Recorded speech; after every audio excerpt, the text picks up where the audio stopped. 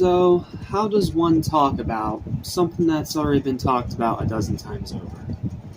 How does one try to add to the conversation? How does one try not to repeat what 1,000 more qualified people have already said 1,000 times over? I don't know. Because this is one of those seasons that everyone that knows Dexter has praised to the highest of heavens. This is a season that is not only considered the best of the entire show, but also considered one of the best seasons of television ever aired. And it's kind of hard to argue that, because I'm right there in that camp. But it leaves me with the dilemma of what can I possibly say about it that people haven't already said. Well, I don't know, but I made a review anyway, so here we go. Let's dive into the best season of Dexter and why it is the highest of highs for this show before it starts crashing into its lowest of lows. What's up? What's happening? What's going on, everybody? Welcome back to Mr. Station, everything animation, including TV and movies, especially serial killer of killers hiding in plain sight. I am your host, Jackson Small. Welcome back to Dexter-Ly. Welcome to my review of the 4th season of Dexter, aka the best season of Dexter. And the best place to start when talking about this season is with Jonathan Lithgow. This guy has always been one of the most underrated and underappreciated actors in his field, just like one of my other favorite actors, Jake Gyllenhaal. And his performance in this season as the Trinity Killer is unbelievably good. Like, rewatching it again for the first time in years, I was shocked how amazing this guy is in this role, as this very fascinating but very screwed up and horrific character. And I wasn't the only one, because not only is he the most highest praised thing about this entire season by the general consensus, but he is the reason that this show won its first ever Emmy Award. Yes, Lithgow was so great in this role as the Trinity Killer that he got the entire Dexter franchise its first ever professional accolade.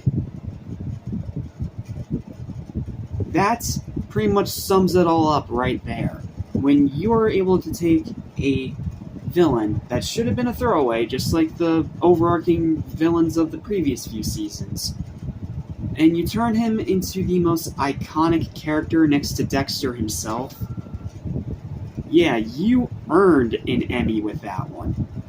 But that's not all that this season has going for it. Let's break it down step by step.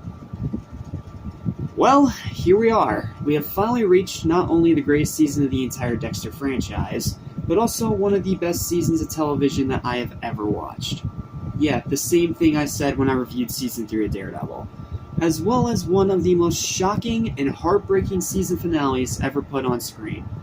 Like, if you're watching this show for the first time, you will not expect or be any kind of ready for how this season ends.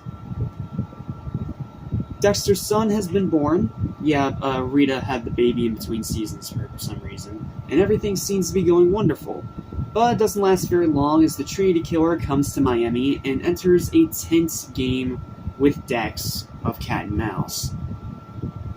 And if that wasn't bad enough, Dex's marriage begins to strain from the pressures of his double life. Lundy returns to attempt to solve the one case that even he couldn't close, and mend his relationship with Deborah despite her now being with Anton.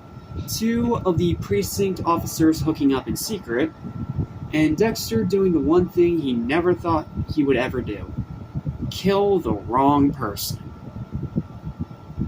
Dexter Season 4 is a phenomenal season of television that fixed every single problem from Seasons 2 and 3 and vastly improved all the strong positives from throughout the show up to this point.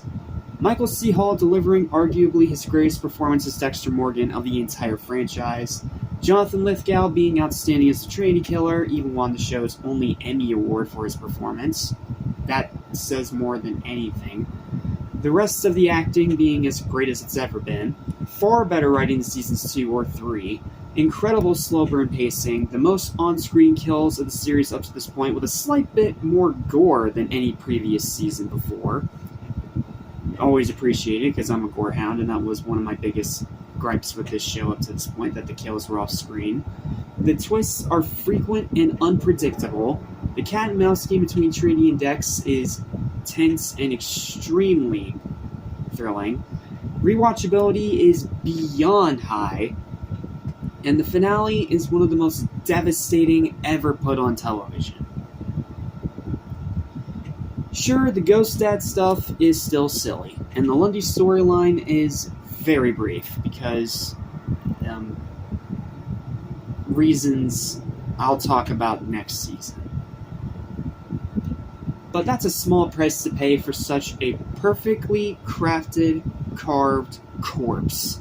Season 4 is still the best season of the franchise, and even 10 plus watches later, it's just as jaw-dropping as it was when it first aired.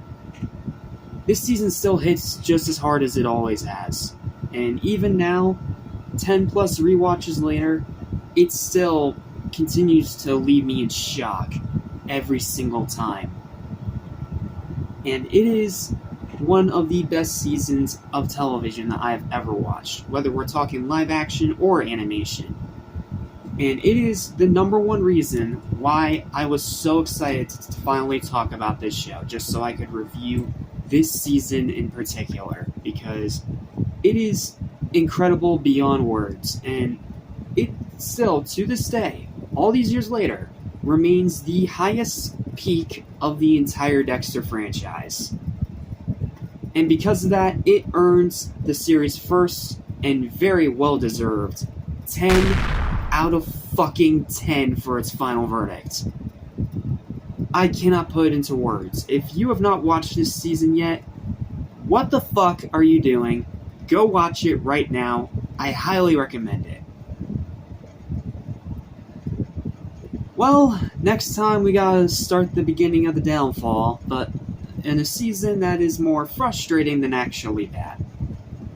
I'll tell you all about next time when we get to the weird, confusing conglomerate that is Dexter Season 5.